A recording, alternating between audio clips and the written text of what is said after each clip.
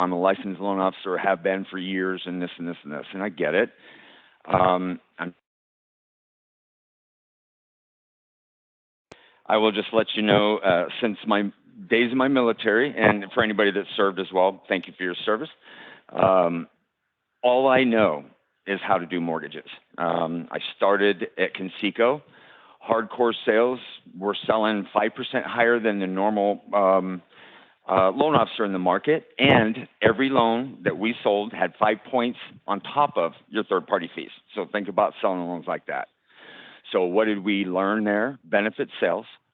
We were offered a 3-day training, and they put you on the phone, and they said if you discuss the actual interest rate that we can offer them within the first 15 minutes of any call, you're going to get written up, and 3, you're fired. So think about that. So I want you guys to know I was successful because I never in my life have pitched rates, even when the rates went down. And obviously, we've seen a lot of that over the years, right? It got so good that you could literally call 10 people, and probably 8 of them you guys were able to refinance. I understand that. Today, it's a different world. Nobody knows. We can't forecast where the rates are going to be. But what we can say is with the right plan in place, and I'm not saying shift 100% towards one way or the other. What I'm saying is expand on your plan. I have loan officers that I personally have trained over the years. We used to call it an ACEs. They come from 7-Eleven. They come from the mall. They come from Sprint and AT&T cell phone service, right? First 30 days, they learned how to pass the test. Once they got past that, they went through systems training and some sales training. And the last month, they were mine. What did I do then? I taught them exactly what I'm about to show you.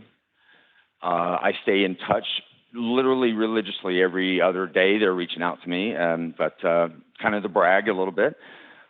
Last month, the highest out of 5 loan officers made $101,000. The lowest out of that 5 made $57,560, I believe is the exact figure. There's a few other ones I did reach out to just to share with you guys. One guy who it drives me insane. He's a slacker. The guy made 27 grand. He's the kind of guy at noon on Friday, he's out drinking, doing his liquid lunch, right? Which is fine. That's him. But if he stay and always listen to me, because he never did, he would make a ton of money. So what I'm trying to share with you folks is, look, there's no one way works. But the way I'm going to show you, it literally doubled my production as a loan officer. I was averaging about 27.2 loans per month for a few years in a row, and I just couldn't get over that hump.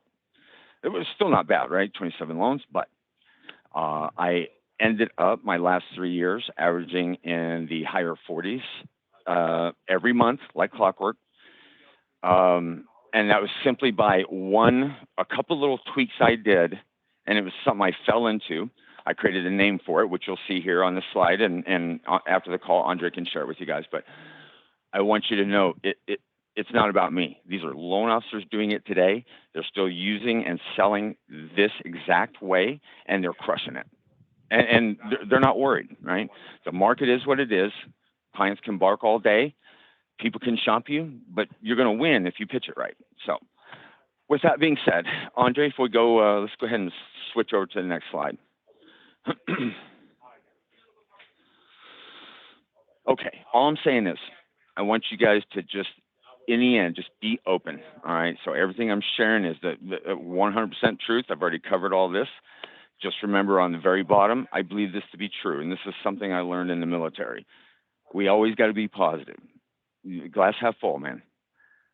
You got to bring effort, and that means if you want to make the same amount of money you made last year or more, you got to bring more effort. We already know this, right? And then once you find that perfect plan, whatever it's, just know that 80% of your day needs to be front end marketing, and you don't stop at noon on Friday.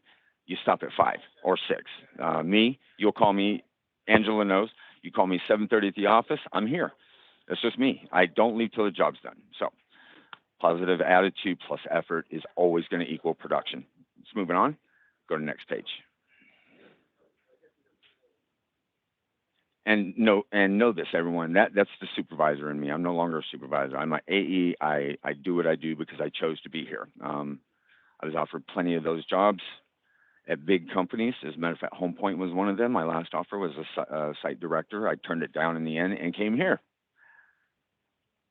So, with that being said, I just want you to know um, I didn't choose to be here because I couldn't do it. I chose to be here because I was just ready for change. I needed something different. So, I still helped fill that site, but either or. In the end, I'm kind of glad I did. When they went public, Willie's gone, and now it's a different company. So they're focused on wholesale, not retail. So realistic goals. So everybody knows you got to set your goals. But I guarantee you, 50% of America today in our business has already changed their goals because the rates. Oh, and then human nature is going to have you maybe even stepping back, not doing as much as you should be doing, right? Because now you're stressed, and I get it. Just don't let it come through your call when you're talking to somebody. It's business, it's professional, and it's knowing who you're talking to. Number one, always remember this: be that chameleon when you're communicating.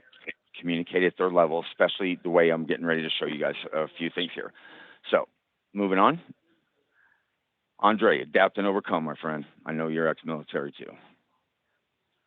Here's one thing I do want to tell you guys, and this is for real, right? The grass is not greener somewhere else. You're going to have, we all as loan officers stay in touch with each other. Later on, as I moved up the chain into management and then executive levels, we saw attrition because, you have your buddy who went to Joe Blow's loan shop and you're talking to him all the time. You're struggling, you're stressed. He's telling you how great it is, how cool the bosses are. Oh, they do liquid lunches every Friday on them, right? They're paying for this and that. And you go over there, he's struggling. He's not making any money. I'm telling you right now, misery loves company. Remember this. Obsidian is the kind of company, if I were to stay direct to consumer, that's the kind of company I've researched everybody that I do business with. I know everything about this company. I feel like it's a strong company. It's headed by great people that know what they're doing, and it's not them. It's what you're doing today is why your production is slacking. And again, we're going to show you a few things that'll open your eyes a little bit. But just know if you decide, oh, I'm going to listen to my buddy John over here at this other company who says he's doing great, I'm going to walk over there. You lost 3 months, and that's minimum time. Guarantee you. Start today, stay where you're at, focus, put your head down, and dig. And you will be successful. I promise you will. Moving on. All right. Here's what I want you to think about. Am I purchase focused? And I think Obsidian, I can say for everybody, because normally I'm in front of a big crowd and I'll kind of point at a couple of people. But, are you purchase focused or are you refinance focused? Some say both, which is very rare even then. But 90% of the people I've talked to in these types of deals, everybody's focused on purchase. And it's a good thing to be focused on purchase. But so if you are, how much time are you spending engaging, trying to find more realtors, find more business, and what are you doing to separate yourself? Right? Are you knowledgeable with? And I'm going to throw in the non-Q and some of this stuff, right? Because I believe in non-Q. It's why I'm here. Barry Habib is one of the guys that guided me here, if you will. So, but understand this: that are you doing what you need to do to separate yourself? Why is this realtor going to leave the guy he's been using for 10 years to come to you? Why is he going to use you? You need to know what you're talking about. You need to be able to do things that they're not doing, right? How many hours a day are you doing? Is it working, right, effectively? What times are you doing your marketing? Think about all these like different little things, and I promise you, it's going to pay off in the end. But the big questions I want you to ask yourself. So over last year, how many realtor partners do you have? How many loans did you do, right? How many TBDs versus loans? And this is something you can do on your own. You can share it with maybe, your immediate supervisors or whatever. But what I'm trying to get you to do is think. So in the last 3 months, how many TBDs have you done for your realtor partners? How many loans did you fund? And then last month, what did you do? I think what you're going to be seeing as you move on in the coming months, and this is real stuff now, you're going to have more TBDs than you have loans funded, right? You still have people fighting for homes. You still have limited inventories. And I'm going to show you some real numbers in a second. But what I'm trying to say is think about what you're doing here. Why are you focused on something that's going to pay you maybe, what is it going to be? I don't know, a month, 3 months, 6 months? Is it going to take them to find a house? I'm not saying giving up your realtor partners. I'm not saying giving up on any of your TBDs, and you still continue to work this. But I want you to look over here. If you're refinance focused, same thing. Ask these questions of yourself and be real. Write it down, and it sets specific. This helps you set your goal and it helps you set your plan. And then you need to increase your marketing on whatever it is. Let's move it on, Andre. Here's the real facts. So inventories we already know are low. The good news is the market has increased. And in my days at a couple companies, call it the Money Source or Loan Depot or whatever you want to say, as an exec, I used to look at certain things that made kind of make the market go boom, and then some that stop this. Right now, we're in a good position. Why? With the market increasing where it's at, your builders are going to have a chance to now start catching up, but it's not going to be overnight. You guys got to realize and look at your individual markets. I did look at the Phoenix market, if you will. It was the reason I did that. My last company I dealt with, right? They have a gigantic office in Arizona, Nexa. I went over there and I showed them the real numbers. So when you have a median income per household in Phoenix, right? You have a median for an individual is 68 grand, just over 80,000 for a married couple. There was only 48 listings of homes 350 or less. When you go up to 500, it opened up it was about 200.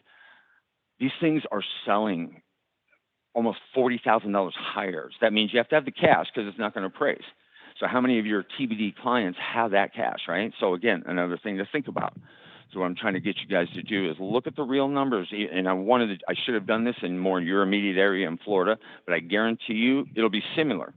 What you're going to see, the large homes, the big $1 million purchases are out there. You're going to see a lot of those. And then I'm going to revert that back to non-QM.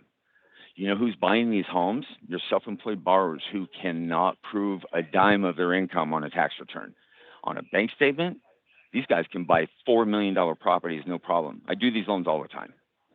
So I'm saying expand onto non-QM. That'll help you a little bit as well. But I want you to think about a couple big numbers. The median savings account in America it's less than $6,000. This is real per household in America today. This is all they have. Think about this. The average household in America has $90,000 in consumer debt. So we already know some people out there are debt free. So what does that mean? There are some people that are drowning 150, 160 grand. They bought a brand new BMW because they're doing great. They feel like maybe some of you guys did, right? Have a lot of credit debt. And now they're catching themselves maybe, they're making less money. Now it's tight. Now you're making minimum payments. You're doing things that we know as financial advisors, that's not a good position to be in. So think about the average 401k. And then when you look at those numbers, I placed all that on there for you guys for a reason, but I want you to think about one thing. Is 401k actually investing? Because later on, I'm going to tell you no. And I've sold so many loans doing it that way. I have a 40-year-old borrower with $88,000 in a 401k feeling like she's investing, and she's got no other investments. At the end of the month, she's poor. She has no money. The 401k is not investing. It's something you're supposed to do. If your company's giving you 4%, you should at minimum match the 4%. But it's a great write-up for those of us who make a lot of money every month, right? We all know that. So moving on. There's stuff in there for you guys to read, and I don't want to keep this boring, so that's why I'm going to kind of get this thing moving. Let's go to the next page. Here, building relationships through refinance. So when you're thinking about the average American, living paycheck to paycheck, what does that mean? We all have friends, and if you know they're poor at the end of the month because they can't go out partying with you, or you're the one forking out the money to go have fun. What do they say? What's the average American saying today? We are bills paid broke. I know this because I used to say it when I was in the military. So bills paid broke, what does that mean? I got a great job. Longevity, I love what I do. I've got great credit. I compete with the Joneses out there. I've got the cars to match it. My kids drive Beamers. Everybody's got a credit card, and we're in debt up to our eyeballs, right? That's the average American today. Think about where they're at, right? And in their mindset, because perception is real. Perception means that they believe this to be true. If they believe 1+1 is 3, it's up to you to coach them and teach them that 1+1 is actually 2. So what I'm saying, living paycheck to paycheck is not okay. You have to believe this to be true, because if you've lived it financially at a position where you are debt free personally, you need to teach them the differences between compounding and simple interest, because the average consumer, I promise you, does not know this. They don't. I've actually called people out on these kinds of calls and saying, explain it to me, and they can't. Okay. And one guy actually hung up. His wife made him get back on the phone. Later on, they went with the loan because I was able to explain it. It's just like we don't know what they do for a living. We don't know the details. We don't know how to be successful at their job. What we do know is ours. Don't let them tell you. You need to make sure that you're coaching and educating these people, right? Because once that light bulb goes off, they'll never leave you, and you will see so many referrals. It'll make your head spin. But the very last point I want to make on the very end of this. So when we're talking about educating clients and whatnot, but remember the one thing, I don't care if it's someone that you already have done business with, the first 3 to 5 minutes has to be engaging. It has to be fun. It has to be niche related, if you will, right? So whether it's, this guy likes football or he loves certain restaurants. I have a client that loved Red Lobster, and then that's what she told me at the beginning of the call. I took it all the way to close. When I'm saving you $2,000 a month, how much Red Lobster are you going to be able to buy at the end of the month? Man, she was excited. All I'm saying is that first 3 to 5 minutes, especially when you're talking to somebody you've never talked to before, create that niche. Get them to open up, meaning it needs to be personal, not taking an app. Don't be an order taker. Okay? Anyways, moving on. Preemptive questions. I put this here because when you're talking to anybody, and I don't care if it is a current client, you still want to make sure. Clients' goals change all the time. Yours has, mine do. We want more, we want less, whatever it is, right? We want to simplify our lives. We want to maybe we want to start investing or buying properties, or we've got kids about to go to college in 3 years, and we're starting to think about this. So you always kind of want to see how their life's going. Meaning, if you've been in the industry 8 years, you should have 1,000+ people you could probably talk to, right? So that is a big thing, and we'll get back into that again here later. But what I want you to know is preemptive questions. What you're doing is you're setting yourself up at the beginning of any call prior to taking an application, that there's no way for them to object to what you're pitching them in the end. There's not. Are you the only one that makes the decision on the call, Mr. Smith, or decision on the loan? And they say, yes, I'm the decision maker. Whatever we do financially is up to me, or no, we do that together. Well, when's a good time that I can talk to you both? And literally set up that call for both of them on the phone. Believe me, he cannot sell a loan that you guys literally taught him. He will not be able to relay all that information to his wife. It just won't happen. You'll be lucky to close 30% of those. So all I'm saying is make sure you're engaging these clients. We're going to earn the right, number one, to do business with them. We're going to earn the right. The biggest thing that you'll see, we're going to earn the right to pull credit. Because if I asked you as a consumer today, the average consumer, over 80% that will tell you the same thing. Would you like some cash out to pay off some debts? They're going to tell you no. They're conditioned to do so.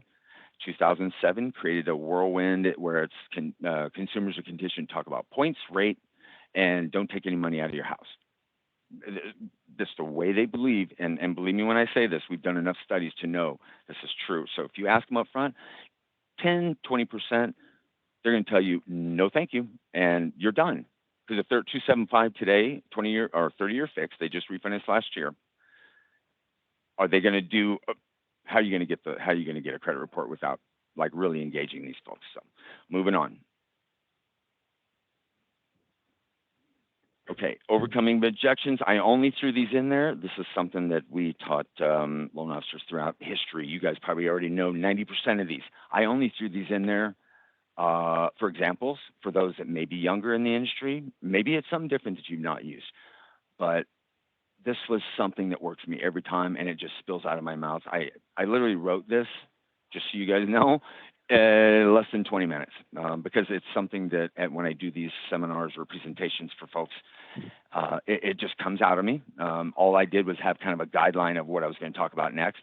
So I put, there's a couple pages of overcoming objections. I'll let you read those on your own. Just make sure that you don't start stuttering. Don't ever get nervous. And the bigger thing I'm going to tell you right now, objections mean they have questions. It doesn't mean they don't want to do the loan. An objection means I don't understand, Sonny, right?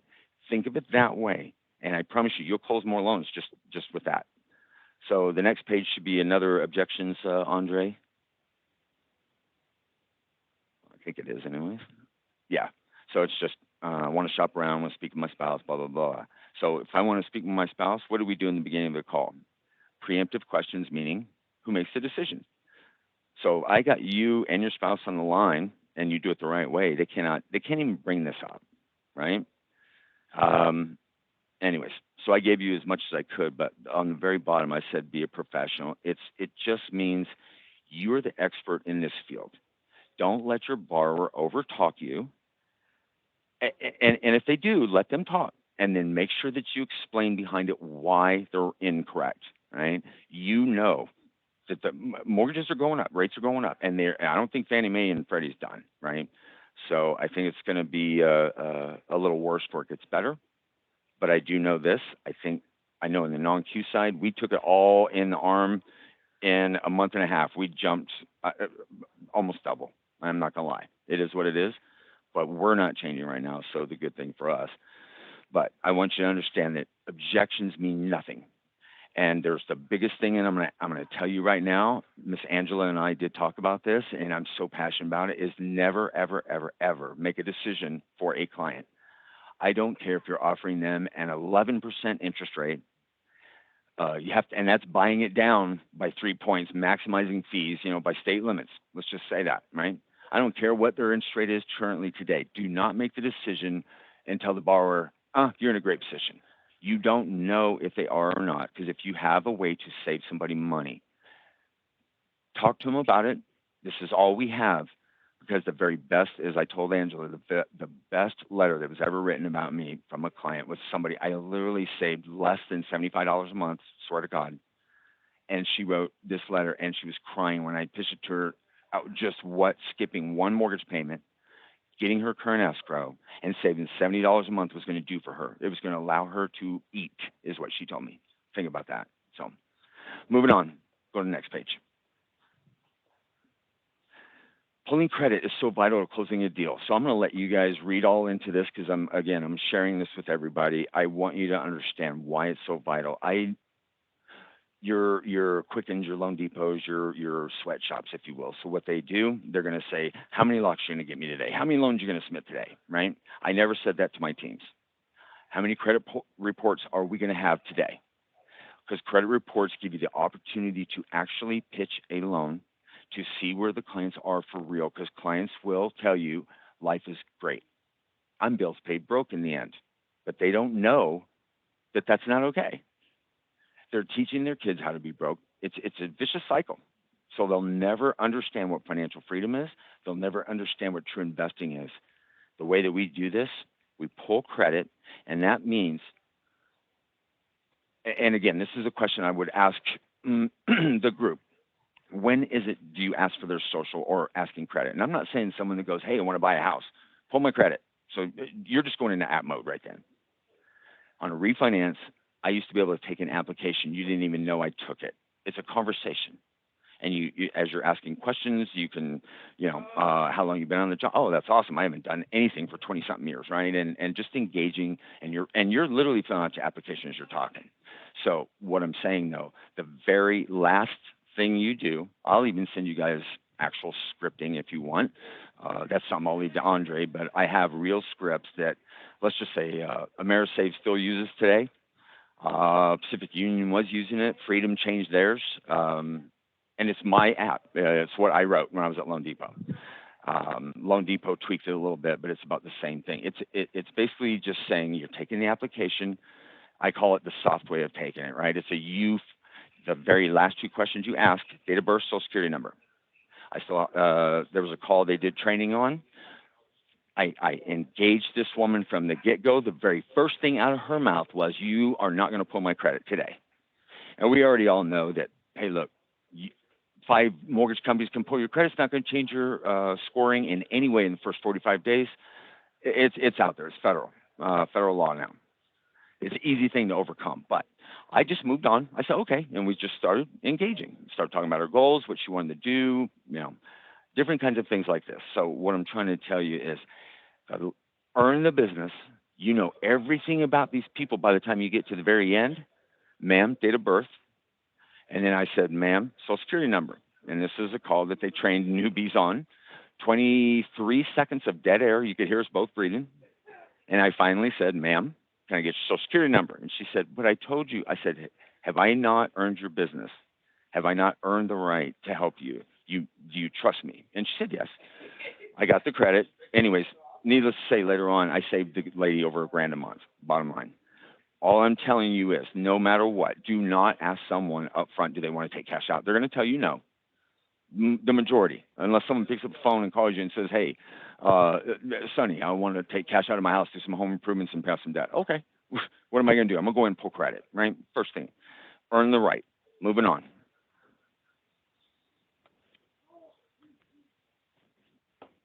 So I put this one specific because I was asking questions in a lot of the different classes I've given. How hard was it for folks to pull credit? And I noticed there was a lot of people that were having issues with this. So I put this specifically for this reason. It's ones that I've used over time and time and time again. Again, I'm going to make them feel first. I'm going to make them feel bad that they're not giving me credit after I spent, probably 20, 30 minutes on the phone with them, taking the application in a conversation though, right? Engaging.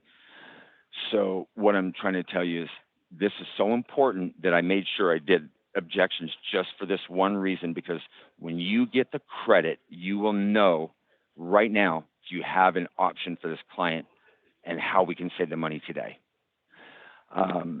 And just remember, so once we get credit, and something I did not mention kind of on that last page was one thing. You get credit, now you review every line-by-line detail, not closed accounts, every open account. Sir, ma'am, just want to make sure that all these accounts are yours. We know, historically, because people will do this in a second. Historically, there's been, some that's, some folks out there using someone else's social. We want to make sure all these accounts are verified, they're yours. And if not, we can bring this up and help you get this situation taken care of today. Verify them, mortgage, credit cards, cars, blah, blah, blah, blah, blah. Total them up, $3,100 a month. Great. Okay, moving on. So anyways, here's your objections. I'm not going to read these verbatim. Again, this is something for you, give you some ideas on how to. So I basically said this. If I'm talking to 10 people today, I better have over 8. My average was 8.5. I better have over 8 credit pulls if I talk to 10 people today. Hold yourself accountable to do that. And if you're not doing that, why, right? Are you asking it too early? Did you engage? Did you earn the right to pull this credit report yet? So moving on. And the key here is something that I will tell you that is what changed my life personally as a loan officer, and something that I also teach are taught other LOs throughout time, because this one piece is where you're going to educate your client. You have credit report now. You've reviewed it. You've totaled it. So now you have, let's just say again, $3,100 in debt, right? In the beginning of the call, we know they make $60,000 a year. It's great income, sir, ma'am. That's $5,000 a month. And remember one thing that people are conditioned to also know, that gross income is how we talk about income. $5,000 a month, and you only have $3,100 in debt. That's great.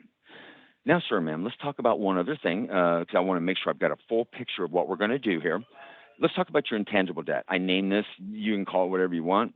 This is something that I've used over the last, I don't know, when I stumbled onto it 8 years ago, 10 years ago, whatever it was.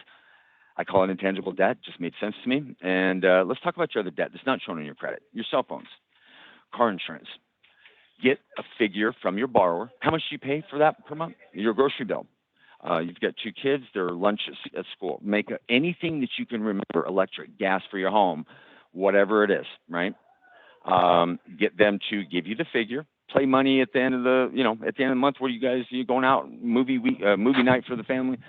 Write down every dollar, total it up of your intangible debt. Okay, sir, ma'am. So we just totaled up your intangible debt. It is, call it $1,200. I don't care. It'll be more. Watch. Call it $1,200. Okay, so with your intangible debt and all the debt in your credit report, let's say $1,200, $3,100. So we are now at $4,300, and you make $5,000 a month. But sir, ma'am, now let's go back. Now we're going to hit him right between the eyes. That $5,000 a month. Now, as I used to say, because I always get people, laughter is everything. Meaning, we're going to joke throughout and make them smile. Right? You got to engage. Unless Uncle Sam is your uncle personally, you're paying taxes on that money. Am I correct? Yes. And you also have insurance for you and your family. What approximately is that? Now we're going to talk about net income. So that $5,000 is going to turn into what? Probably $3,800 at best. I don't know, $3,800. Let's call it $3,800. We just totaled up their total debt. They told us it's $4,000 or whatever it was, $4,300. They're bringing home $3,800. So how in the, excuse my French, hell are you paying your debt, right? They're robbing Peter to pay Paul.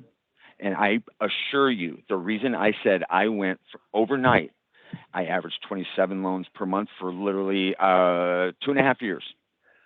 Overnight, I doubled my production because of this one thing right here. I talked about intangible debt. I showed them in the end of the month they are poor. It's not okay. So, sir, ma'am, they're telling you they're paying more on their credit cards to pay it off. You can clearly see they're not. But regardless, talk to them about compounding interest, intangible debt, and you just embarrass them in a sense that they know you call them out. They cannot afford what their lifestyle. Now you're going to show them how to do it. So I've even given you kind of a scenario, meaning this is just something that I would say almost verbatim. So I'll let you guys, again, that is for you to read, but I want you to understand this one thing is the same process that these loan officers that are killing it right now, and out of those 5 LOs, which I didn't want to say in the very beginning of this call, excuse me. So these LOs did 7 purchases. Think about this. The guy made $100,000. He did no purchases. The other 4 had 7 total purchases. These are all cash out refi, every one of them. Intangible debt. You do this and you get credit report and you review this with every client you currently have. I promise you're going to see loans today. 90% of those loans are going to be delegated, or GSE loans. I'm not going to get any of this business. This call is for you because I can assure you that 20% of our industry will not be in the industry in 6 months. They're going to get lazy. They're going to become introverted. They're going to become, I don't know, negative, glass half empty, whatever you want to call it. Draw a line in the sand. Army Ranger, man. That's who I was. I draw a line in the freaking sand, and I refuse to lose. And I want you guys to have that mindset, and it's just finding that happy medium. You still have to stay in contact with your realtor partners. You cannot afford to stop doing that because eventually those builders are going to catch up, and eventually you're going to have a ton of new business. But what I'm saying is this will get you fed. It will pay your bills. And if you do it right and you are tenacious, meaning phones day and night, 80% of your day, marketing, you're going to excel. I promise you. Try this. Moving on. Let's go to the next page, Andre. I'm over here getting excited about this already, and it's just who I am. So I'm even giving you the actual, pretty much the way I would pitch this scenario.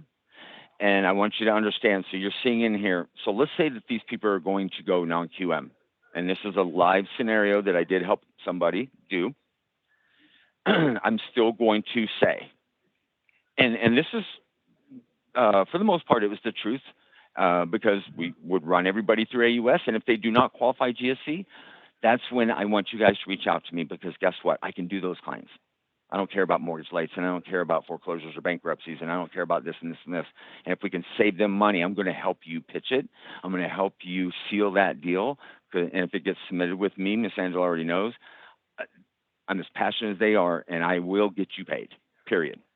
So what I'm trying to say is use this, and if you say it verbatim, because what I'm doing is I'm trying to build this anticipation. So I'm letting them know. I'm going to run this through the AUS, your average Quicken loan officer, and I'm letting them know, your average banker today, loan officer today, they don't do this up front. They have a boss or an underwriter. They just submit the loan, they look at your credit report and guess that they can do your loan. I'm going to give you specifics. And the cool thing about AUS is, because there's some programs that are better. They offer lower interest rates than what you might have today. It's going to give me every viable option to help you save money. And we're going to discuss them all because it's not my mortgage. So, Mr. Smith, I want you to know, I don't pay your mortgage, you do. I don't pay any of your debt, you do. Bottom line is, when I get these results, I'm going to review them all with you. If they make sense, great. If they don't, I'll be the first one to tell you, stay where you're at. But at least you now know that there's nothing better out there for you today. So I made sure that I made them buy into this, right? So I want them to know the computer's telling me also, so it's not some human. Because in the end, sir, ma'am, Mr. Smith, the numbers never lie. They don't. Me as a loan officer, I can tell you whatever I want to tell you, but the numbers never lie. I said it on every call. I also said the word leverage because my millionaire borrowers do it. I'm going to teach you how to become a millionaire, and it's by leveraging the one asset you have in life and then now create wealth. Now you know when you can retire. Now you know, right? So you're not borrowing or stealing from your house or stealing or robbing yourself of equity. You're leveraging your debt. You're creating wealth.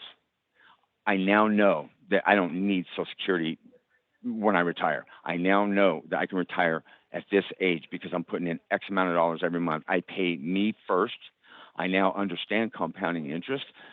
Compounding interest works the same when you're investing. We all agree to that. So I'm giving you guys actual what I said. You can review it again. You don't want to be a robot and read to people, but if you kind of include some of this verbiage into how you're speaking to these folks, it will help you. And we already all know this. I put this on here mainly for newer loan officers. Do not give someone more than two options, because I did that as a young LO. And man, you can confuse people, and it'll take them 3 weeks just to make a decision, and they still want to do the loan, but they just don't know which way's best. So I always let them know, hey, look, if you choose the best of these two options, and you decide later on I want to move to the other one, we can always do that. But let's get it started today, right? Let's change your life today. So, and I stressed what debt-free meant. I stressed when to know when you can retire. I made sure they understand that tomorrow, I want you to understand, if I close your loan today, sir or ma'am, debt-free, what this means to you. If I close your loan today, next month you have no mortgage payment, because that's just what happens in the industry. You do not have a mortgage payment the very next month. So then you're thinking, well, okay, I got paid. I got to pay all my other bills. Well, no, Sonny paid all those as well, right? So what are you going to do with $3,800, because we were talking about net? What are you going to do with all that money? My suggestion, I'm going to start a savings account, and let's get an emergency fund. 6 to 12 months. I think you should have that, right? And that's money you don't touch. That is money for exactly what we're saying, an emergency only. So that means you don't have to use that credit card at 22% and put yourself in debt again. You have the money. So moving on. Let's go to the next page. When I say build anticipation, again, we're talking about AUS, so the computer's even going to verify what I'm giving you when it comes to results. So as we're waiting on this to populate, I'm still talking to them this entire time. So if I was to ask you on average, and let's say, and I want you to think about this, and I don't want you to think about it as a purchase, because purchase is a slam dunk. Your realtor partner referred you. They know you're going to ask for social. It's a quick app. What I'm saying is you are earning the business now. How long is your average application in a refinance? What should it take you? And I'm going to give you real numbers that we did actual studies nationally on. So, and this is out of a couple thousand LOs, right? It was not every loan officer in the United States. What I'm trying to say is these are real numbers. The people that took an average of minimum was an hour. Think about this now. I engage. I'm creating a bond, a niche. If I heard a dog bark, I'm writing it down. What's the dog's name? Oh, yeah, my dog does it all the time. And try to see if that. I had one lady, she named her dog Blue. I knew this. She fed her dog before she ate, and that dog never ate dog food. She cooked for this dog. In the end, when the rates dropped, I was in a high-rate environment. Rates dropped by 1.5 points. Quicken offered her. And I was about to lose this loan, supposedly. All I did was start talking to her. Did I say from day one, everything that I've done, have I been truthful and honest? Yes, Sonny, you've been pleasant. Matter of fact, we're both veterans. Matter of fact, we were engaging the entire call. That dog barked again. I guess the mailman came up. I said, how's Blue doing? And I swear to God, in 5 minutes, she said, just send this notary over before I change my mind. Because I said, in 6 to 7 months, we will look at this again. If I'm able to put you in a better position, because rates dropping now means they're probably going to get better. So if you jump on it now, we're going to be talking again in 6 months. Sign this now. We're paid off. Otherwise, you're starting over again. And then who's to say that that rate's going to be there by the time they get done? So what I'm saying is engaging, earning business, baby crying, find that common bond with them, write it down. When you have pipelines of 80 to 140 loans, which was my average back then, I literally had 5 Mrs. Johnson. So if Mrs. Johnson called me, all I did was open it, looked at my initial notes. I knew who she was. So, and you want to get to that point, right? You want to have that many loans. So what I'm saying is spend the time. Don't ask for a credit report in 10 minutes of a call. You're not going to win. You'll be lucky to app a lot of folks here. So moving on, let's just see here. So we're building anticipation. I'm making them wait. I am making them wait for a reason. And you'll hear it in their voice too. They're dying to know. So let's move on, Andre. Okay, options. I'm just putting this here, AUS complete, blah, blah, blah, blah. And here's what I'm going to tell you. So let's just say it was non-Q and you had a broker loan and you come through me. I searched all of our brokered options out there since you don't qualify for your normal GSE type Fannie Mae, Freddie Mac backed loans, understanding what conforming is. You can't go this route, but we do have 2 of the best options that I was able to find. And here's the reason why. I'm always pitching par and I'm charging points. And for those of you that do a lot of delegated loans, and you can say that you aren't, but I know because I've been in your shoes. You don't know how to pitch points. Believe me when I say, I used to buy trigger leads when I was doing my own thing. And I would not buy day-old trigger leads. That's just stupid. I was buying them at $1 to $3 a pop. I buy 100 a week. They were a week old. They've already been apped somewhere. And I'm coming in and I'm offering par rate because I know that other broker just know what your competition is doing. They are offering a higher rate because they're getting paid on the back end. They're afraid to pitch origination fees. Don't be. And I'm going to tell you why. So let's say on an average, you can do any loan, but on your average day, you offer them a par rate and charge them, say you're charging 2 points on the front, you're going to get 0.75 on the back. I know you guys are 275, so that's why I'm doing this. And the other guy is charging them no origination fees. Wow, that's a great deal. Paying off all their debt, they can do it, and they're no fees. Well, Mr. and Mrs. Borrower, explain to them the real deal. I can offer you that same thing, but in the end, over 30 years, let's say that rates never change. Even though you and I know they're probably in the next 5 to 7 years, it's going to change again. Rates are cyclical. It happens. Google it because you can look it up. Market spikes up, spikes down. So we know that eventually you can, but let's say that you're in this loan for 30 years. Over the next 30 years, you paid them and calculated out. It's going to be thousands and thousands and thousands of dollars more, triple what you're charging them. The time to recoup my costs for a ma'am is going to be less than 15 months, whatever you're going to do. And when you're doing recoup costs, understand a trick that I learned a long time ago, and it works. You're skipping next month. That's $3,000 payment right there.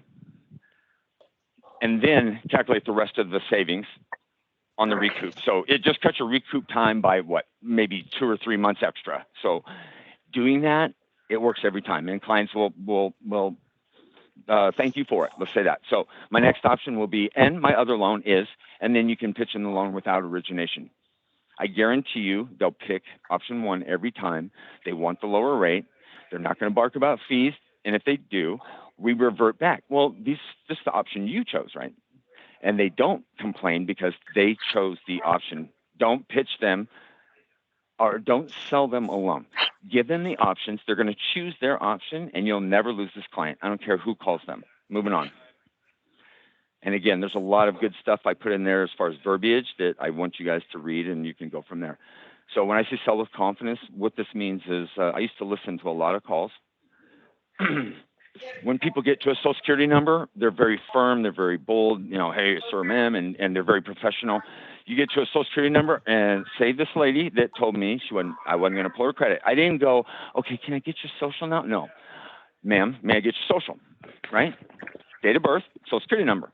And I say it very professionally, very stern, very businesslike, right? I didn't change my tone. I'm confident. I earned that right. She owes me this credit report now. She owes me this social, so I can pull credit. And I want you to sell with confidence, but know one thing. Know your borrower. Do not overtalk them. Don't be the smart guy in a room of dummies, is what I'm trying to say. You're still going to be professional. You're still going to be the smart one because you know the industry. You know what you're doing. However, talk at their level, and I guarantee you, you will double your income just by doing something that simple, right? But know your audience is all I'm trying to tell you. And then know that the very last piece on there, what I put, another study that we did, and this was even from me. People ask me, how are you doing all these apps? You know, what percentage do you close the same day? Half. It was about 40%. So if I pitched you today, you did not make this decision today, and I did not push you. I did ask for the business 2 to 3 times. I did. But if I still felt there was something else there, I'm going to say, let's do this. Let's reset. And I want to make sure that you guys have plenty of time to think about it. If you guys chat about it and write down every possible question, concern that you may have, and can we talk tomorrow and set a time? And I literally scheduled it. I sent them a calendar invite, and I made sure that I held them accountable to be on this call at that time. No, we're both, our daughter's doing something at school the next day. Okay, great. What time? All right, great. And you both be on the call? Yes. As you get to it, make sure that you call them back and make sure that you review their concerns. And I guarantee you, those are the people that are thinking about what you did. You showed them they're poor. They realize it. They just have to be able to now swallow their pride and say yes. And they will. I watch what happens. You're going to have almost 87% of these folks call you back or email you and say, let's do it. So moving on. Julio, I hope you do good things, man. Moving on. Let's go to the next page. Close the sale. So now, whatever it is, I just put on here, a loan is not 100% sold because make sure. What I'm seeing a lot of, I do as an AE, right? I'm not trying to call people out. What I'm trying to say is the sale is not done until you set expectations. Sir, ma'am, appraiser's going to be calling you in the next whatever, right? I personally will be contacting you, and this was a way I was always on the phone. It kept me available on the phone for new business because I told them when they can expect me to call them. First, please let me know when you schedule the appraisal. Second, I'm going to call you on the approval. Third, I'm going to call you on final approval, right?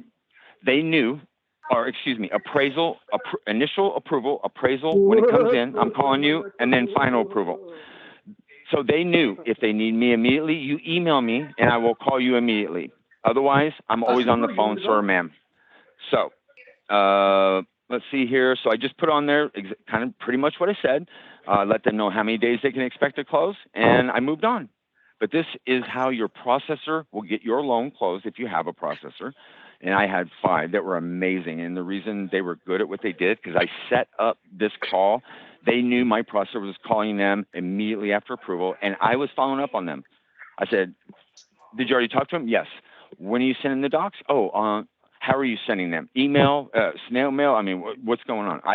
I held them accountable. So then there's nothing wrong with that. Moving on. We'll go to the next page. The referral. And again, I told Angela this very same thing. I don't care what. There was one thing that I taught my people they're very good at, and this was my niche. I was able to take one lead and convert it to more than 3. It was just something I did. I don't care who I talk to. Bottom line is, be short, be sweet, make sure that you've earned that right? You've engaged with them. People do business with people they like. That is 97% of America today. Think about that. If they don't like you, they're going to leave you for $1 somewhere else. So if they like you, they will stay with you.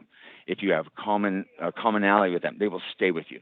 Ask for referrals, not at close, not near the end. Ask when they're excited about it most. Typically the second or third call. I'm always, and I re-engage with them the second time, right? Okay, appraisal's coming. Awesome, we're almost there.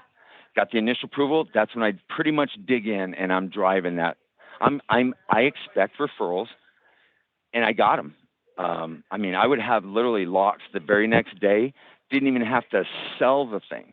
But let me give you a little hint. Make sure anybody that has credit issues, any kind of weird issues, maybe they're poor at the end of the month, they have no savings. Make sure that you double down on this.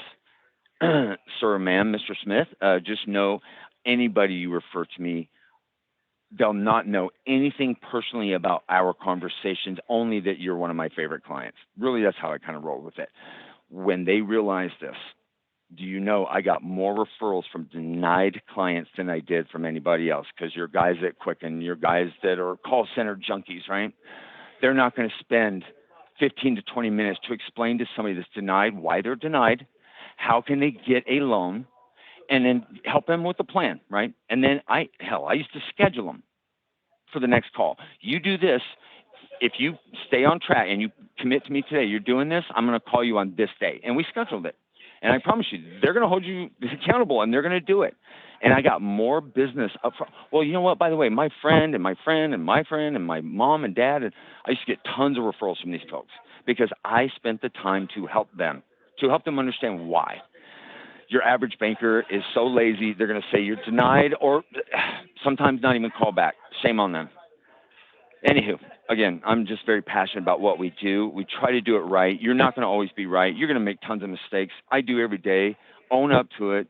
Don't point fingers at your processor because she goofed.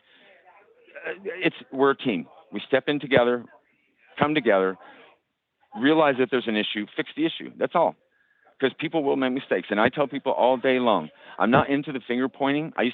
Matter of fact, in my day, I never fired anybody for production, but I fired people for talking bad about another employee and or finger pointing. I was just tired of it. Glass houses, man. We all make mistakes. Moving on. Sorry, that was my supervisor again and me. I'm no longer anybody's soup. Generating new business. I want to give you guys an idea how to start. You're not a call center. You don't get leads provided, and I get that. And I've worked at broker shops as well, right? No leads. So where you're going to start, I'd look at anything that fell out over the last couple of years. That's probably your non-Q stuff, and I'll drive it home for you. If you don't know, send me a credit and a 1003. I'll look at it. We'll talk about it, and then I'll give you some plans if we have them. But I would definitely, and the one thing I did every time, if I felt like I was struggling, I am calling my current client base, and I'm talking about, I was calling clients back from 1999. I used to flip homes, and I was doing loans at that time, not full-time, but this is where I started doing loans, because anybody could back then in them days. I went full-time in I think it was 2000, late 2000 or early 2001. But bottom line, I stayed in touch with my clients, and regardless, they knew when I called, I'd leave them a message, hey, just checking in, how things are going, life is great. Get them on the phone, though, engage with them. Make sure that you're finding out, is life great? Do they have some big thing coming up? Maybe their daughter's getting married. These are real scenarios I ran into. One lost their job. COVID happened. There's a lot of people out there struggling. Don't be the one that loses your client to some Joe Blow because he called them and you didn't. Stay in touch with your clients. I don't care if they're at a 275 rate, and I'm going to show you something in a sec. Other professional services, I have great, my who I love the most, divorce attorneys. That's a slam dunk loan. We all know it's a rate and terms, not a cash out. Your stupid guys at Quicken think it's cash out. I used to steal loans from them all the time. But there's tons and tons of people you can reach out to help you. And then there are online leads. Some people don't want to do it. Look, if you're going to do it, I'm gonna give you some insight. Number one, do not buy exclusive leads. There's no such thing. If they went to LendingTree exclusive and you're paying $150 for that exclusive lead, guess what those clients also did? They were on Lower My Bill. When they're hungry for a loan, they're going to every possible website they can, and they're going to still have 6 banks calling them. So what I'm trying to tell you is I bought leads that were cheap. They were $1 to $5 maximum. They were a month old even sometimes. Trigger leads I did a week to 2 weeks old. Your normal leads I bought over 3 weeks old for a reason, because they were dirt cheap. It averages about $2.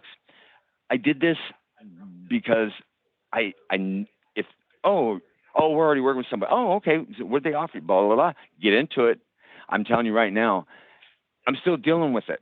3 months later, 4 months later, 5 months. What's going on? They don't have a loan. They just have no idea. I'm telling you, I killed it with these things. So if you spent in a month, say you bought a bunch of these really low leads, say you spent $300, right? And you get one loan, did you make your money back? So just trying to get you to raise an eyebrow. They're cheap, but buy them right. Don't buy new. There's no such thing. Don't buy new leads either, because you're going to have everybody and their mom out there. The ones that I was lucky with were the ones that said, oh, hell no, I got a bunch of sharks calling me all at once, and they're blowing me up, and they're nonstop. They're relentless. They either signed up with somebody or they backed off completely. Either way, I'd steal the business if they were somebody, because I'm offering par rate and I'm going hard. And then the other route, they backed off so bad that they don't want to talk to anybody. Well, look, I'm not here to sell you, ma'am. I serve my clients, and that is another big word I used on every call. And you guys will hear me say it to you, because I believe that to be true, though. My job is to serve my client. My client is you, but your job is to serve that client to the best of your ability, to treat it like as if it was your own loan. Every loan you do, right? And if they know that you're there to serve them and not sell them, I promise you, you'll get that business every time.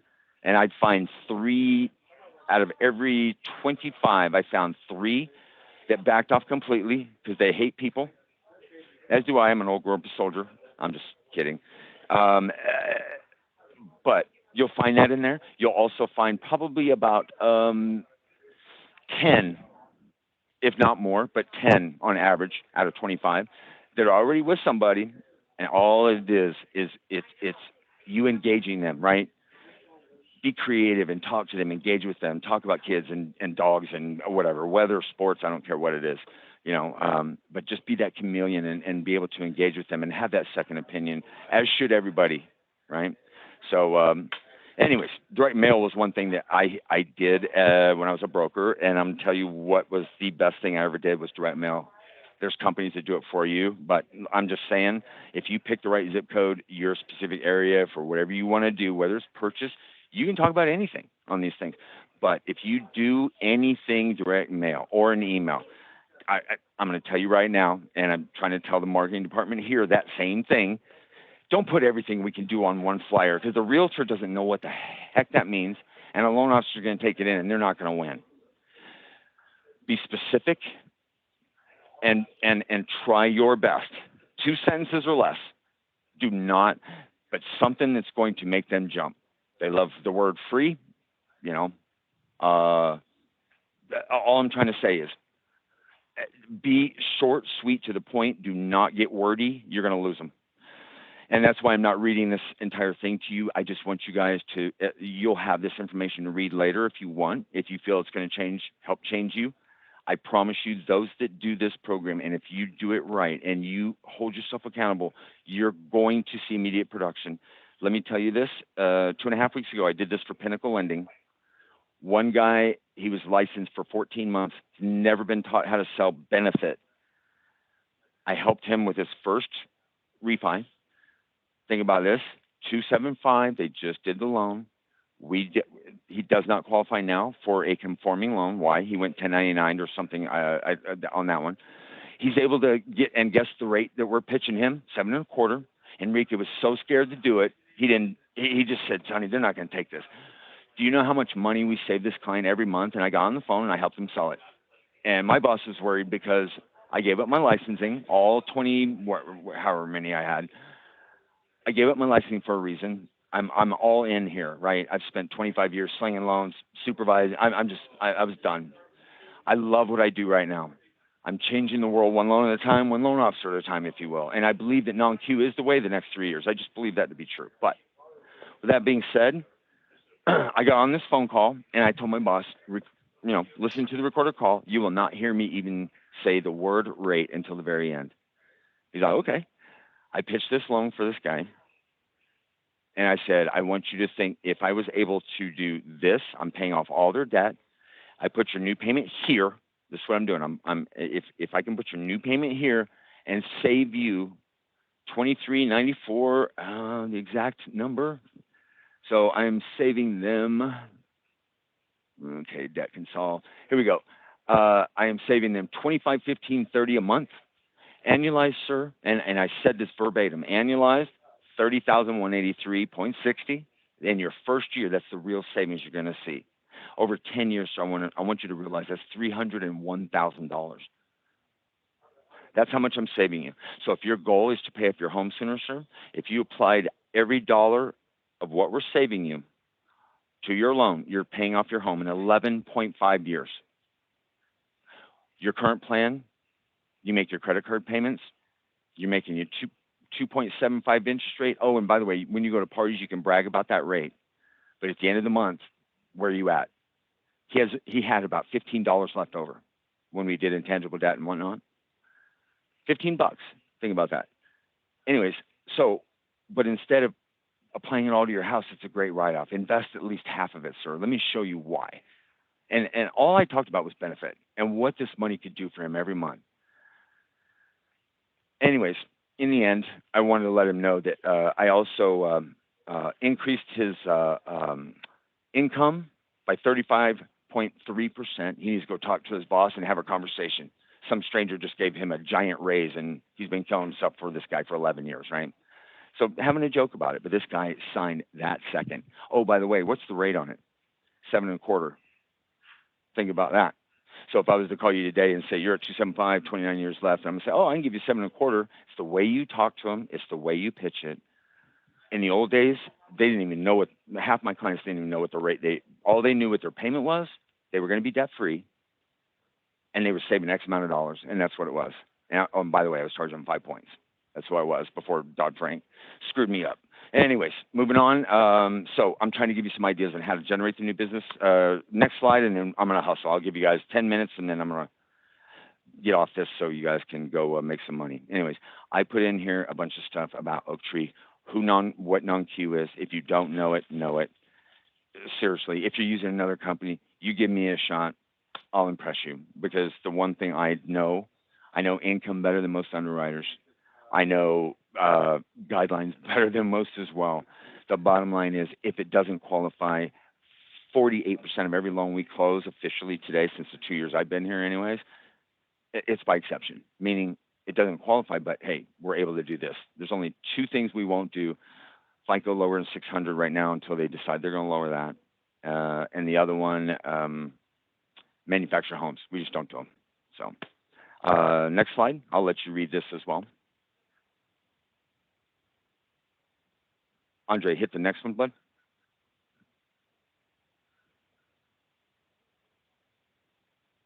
You still there? Hello? Next slide. Yeah, I hit it. I'm 2 slides down, so I'm not sure. Did you want this pricing on primary and second homes, or? Yeah. Just move on. Go to the next page. This is stuff that I want them to read. But what I'm trying to tell you guys is, look, if you dive into this day one, what you're going to see, especially calling your old clients, right? You're going to see there's going to be situations where they're going to need help. They're going to have referral partners And oh, by the way, if their situation was really, one of those that you barely got the loan done because, maybe something was really bad, right? I say it just was what it was, right? Make sure they know, right?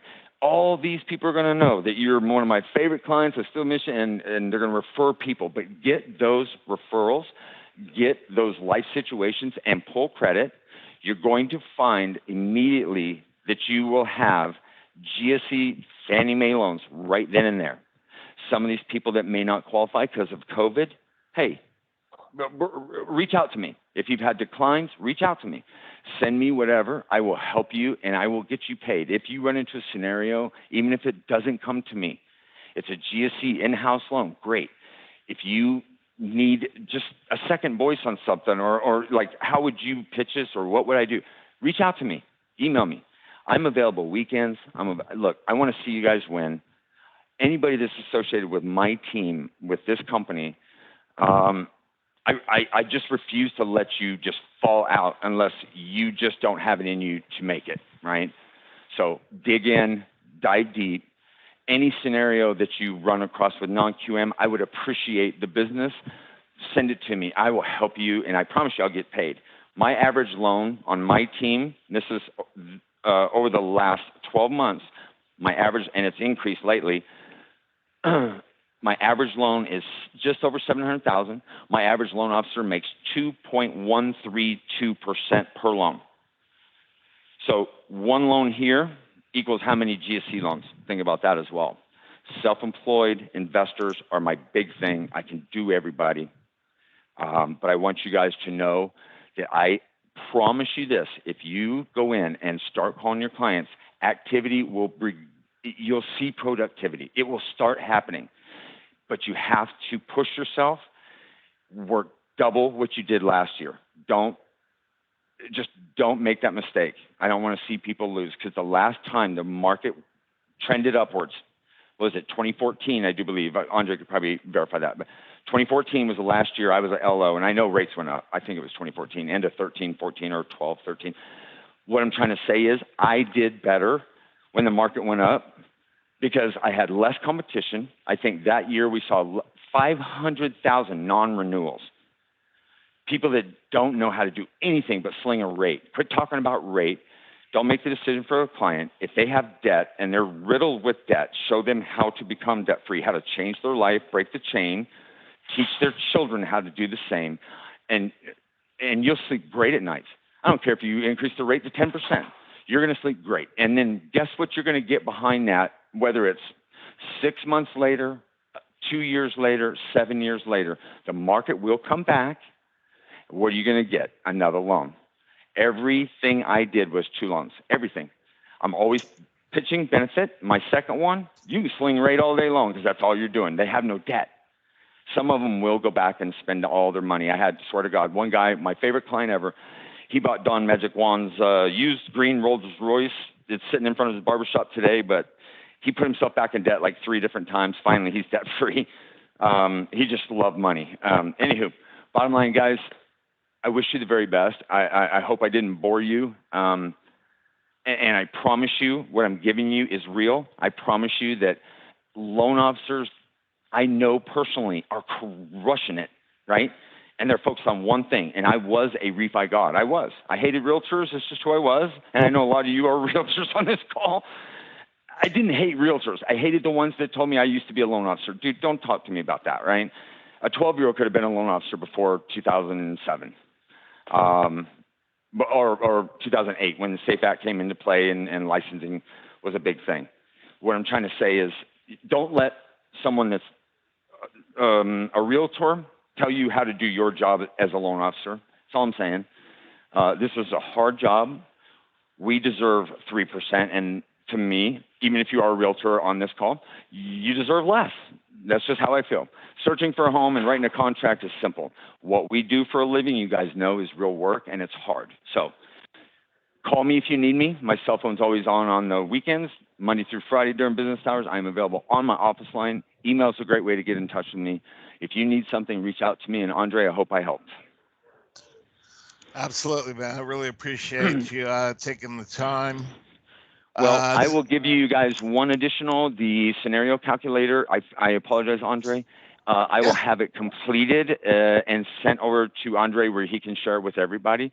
This is where you plug and play as you're actually talking to somebody. You plug in their scenario. Once you get their credit, you plug in what your plan of doing is. You click the next debt consolidation screen. It tells you what to say. So when I told y'all, hey, I'm saving you this amount per month, annually it's this amount, over 10 years it's this amount, I'm giving you a pay raise of this amount in percentage. If you wanted to apply all this savings to your house, you can pay off your home in this. The calculations do it for you. It's plug and play.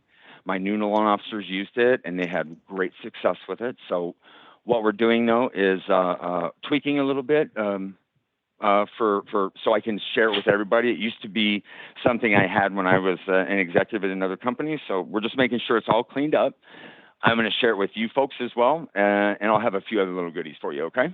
And Andre, I'll get everything to you, and you can share as you go. Awesome, man. I really appreciate it.